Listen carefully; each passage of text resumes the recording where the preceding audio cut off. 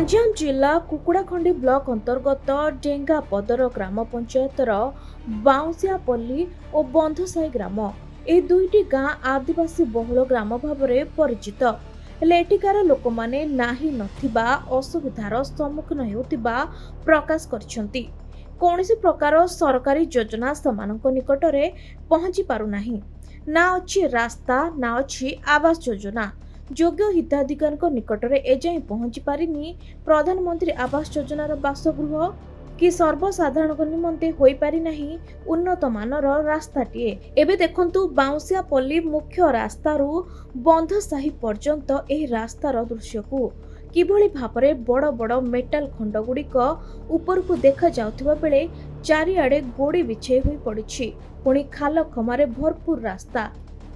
ଗ୍ରାମବାସୀଙ୍କ କହିବା କଥା ହେଉଛି ଗୁରୁତର ପରିସ୍ଥିତିରେ ମେଡିକାଲ ଯିବା ପାଇଁ ହେଲେ ଆମ୍ବୁଲାନ୍ସ ସେଠାରେ ପହଞ୍ଚି ପାରୁନାହିଁ, ଯାହା ଫଳରେ ଆବଶ୍ୟକ ସ୍ଥଳେ ଏବେ ମଧ୍ୟ ରୋଗୀଙ୍କୁ ଦୋଳା କରି ନେବାକୁ ପଡୁଛି। ଜରୁରୀ ପଡ଼ିଲେ ଅଟୋଟିଏ ମଧ୍ୟ ଏହି ଗ୍ରାମକୁ ଆସିବା ପାଇଁ ନାରାଜ। ଆଉ ଯଦି ଆସୁଛନ୍ତି ରାସ୍ତା ଖରାପ କାରଣରୁ ଧାର୍ଯ୍ୟ ଦରଠାରୁ 2-3 ଗୁଣ ଅଧିକ ଦର ନେଉଛନ୍ତି। ପୁଣି ପ୍ରତିଦିନ ଏହି ରାସ୍ତାରେ ଛୋଟ ବଡ଼ ଦୁର୍ଘଟଣା ମାନ ଘଟିବା ସହିତ ଯାନବାହନରେ ଯାନ୍ତ୍ରିକ ତ୍ରୁଟି ପରିଲକ୍ଷିତ ହେଉଛି। ଏହି ସମସ୍ୟା ବର୍ଷ ବର୍ଷ ଧରି ଲାଗି ରହିଛି। ସେହିପରି 2000 ମସିହାରେ କିଛି ଲୋକଙ୍କୁ ଇନ୍ଦିରା ଆବାସ ଆସିଥିବା ବେଳେ ଆଉ କିଛି ଲୋକଙ୍କୁ ଗ୍ରାମ ବିକାଶ ଯୋଜନାରେ ଘର ମଧ୍ୟ ମିଳିଥିଲା। ହେଲେ ତା ପରଠାରୁ କୌଣସି ହିତାଧିକାରୀଙ୍କୁ ଏଯାଏଁ ଘର ଖଣ୍ଡିଏ ମିଳିନଥିବା ଅଭିଯୋଗ ହୋଇଛି। ଦୀର୍ଘ ଦିନର ବ୍ୟବଧାନ ଓ ମରାମତି ଅଭାବରୁ ଘରଗୁଡ଼ିକ ନଷ୍ଟ ହେବାକୁ ବସିଥିବା ବେଳେ ବାତ୍ୟା ମୁନ୍ଥାର ପ୍ରଭାବରେ ଏବେ ବହୁ ଘର ଛାତରୁ ପାଣି ପଡ଼ିବା ସହ କେଉଁଠି ଛାତରେ ଲୁହା ରଡ୍ ଦେଖାଯାଇ ପଲସ୍ତରାରୁ ସିମେଣ୍ଟ ଖଣ୍ଡ ଖଣ୍ଡ ହୋଇ ପଡୁଛି ତ ଆଉ କେଉଁଠି କାନ୍ଥରେ ଫାଟ ସୃଷ୍ଟି ହୋଇ ବିପଦକୁ ଆମନ୍ତ୍ରଣ କରୁଛି। ତେବେ ଏସବୁ ସମସ୍ୟାର ସମାଧାନ ନିମନ୍ତେ ଗ୍ରାମବାସୀ ସରପଞ୍ଚଙ୍କ ଠାରୁ ଆରମ୍ଭ କରି ବ୍ଲକ ପ୍ରଶାସନକୁ ବାରମ୍ବାର ଅଭିଯୋଗ କରିଥିଲେ ମଧ୍ୟ କେହି ଶୁଣିବାକୁ ନାରାଜ। ପୁଣି ବାଉଁସିଆପଲ୍ଲୀଠାରେ ବିନା ସୂଚନା ଫଳକରେ ଅଙ୍ଗନୱାଡି କେନ୍ଦ୍ର ନିର୍ମାଣ ଚାଲିଥିବା ବେଳେ କିଛି ପୁରୁଣା କୋଠାଘରକୁ ରଙ୍ଗ ମାରି ନୂତନ କୋଠାଗୃହ ଦର୍ଶାଇ ସରକାରୀ ଅର୍ଥ ହରିଲୁଟ ହୋଇଥିବା ଗ୍ରାମବାସୀ ଅଭିଯୋଗ ଆଣିଛନ୍ତି। ତେବେ ଏଥିପ୍ରତି ବ୍ଲକ ପ୍ରଶାସନ ଗୁରୁତ୍ୱ ଦେବାକୁ ଗ୍ରାମବାସୀ ନିବେଦନ କରିଛନ୍ତି। ବର୍ଷା ବୁର୍ଷି ହେବାକୁ ଘର ଭାଙ୍ଗା ଗଳା ଗୁଳି ଗଳୁଛି ଆଜ୍ଞା, ସବୁ 7 ଘର ଯାକ ସବୁ ଯାକ ଗଳୁଛି ବର୍ଷାରେ। ଆଉ ରହିବାକୁ ହେଲେ ଜାଗା ନାହିଁ, ଏମିତି ହିସାବରେ ଆମେ ରହିଯାଉଛୁ ଆଜ୍ଞା। ସରକାର ଦେବେ ରିପେୟାରିଂ ପାଇଁ ଦେବେ ବୋଲେ ଆମେ କିଛି ରହିପାରିବୁ ବୋଲେ।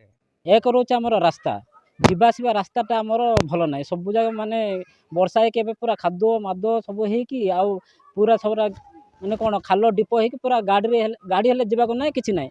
ଏମିତି ଯଦି ବାଇଚାନ୍ସ ଆମେ ଯଦି ଯିବାକୁ ହେଲେ ସ୍କୁଟି ନହେଲେ ବାଇକ୍ ଯାକରେ ହିଁ ଯିବାକୁ ହେଉଛି। ଆଉ ଅଟୋ ଆସୁନି ବିଲକୁଲ।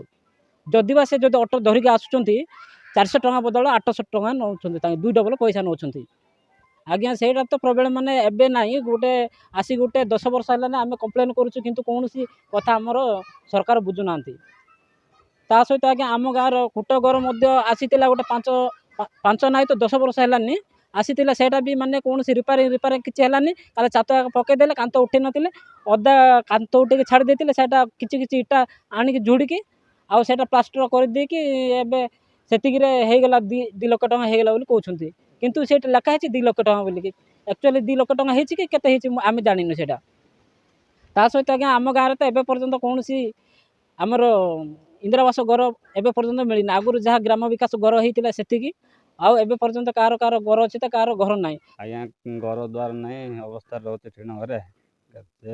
ଇଏ କଲିନି ଟିଣ ଘରେ କେତେ ବର୍ଷ ହେଲା ରହିଲେ? 30 ବର୍ଷ ହେଲାନି। ଛାଳ ଘର ଥିଲେ, ଏବେ ଅସୁବିଧା ବେଶୀ ହେଲା। ଟିଣ ଘର କରିକି ଅଛି, ଏବେ 15-20 ବର୍ଷ ହେଇଗଲାନି। ଘର ପାଇଁ ଜଣୁଛି, ଘର ଖଣ୍ଡେ ଦେବେ ଆଶା କରୁଛି ତାଙ୍କ ପାଖରେ।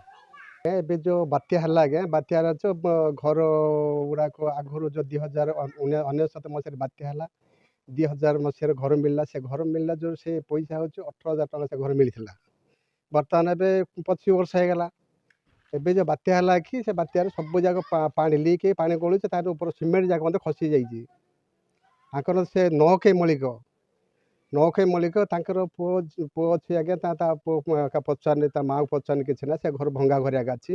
से घर टे लिक होता बर्तमान जो बनिया जो हल्ला कि से घर गुड़ा भांगी जाइए से घर आगे रोषेबास कर खाऊँ 2000 मसीह जो घर मिलता सर से घर आज पर्यटन को इंदिरा आवास कि विजु पक्का घर के प्रधानमंत्री आवास योजना कोडाले मिलला।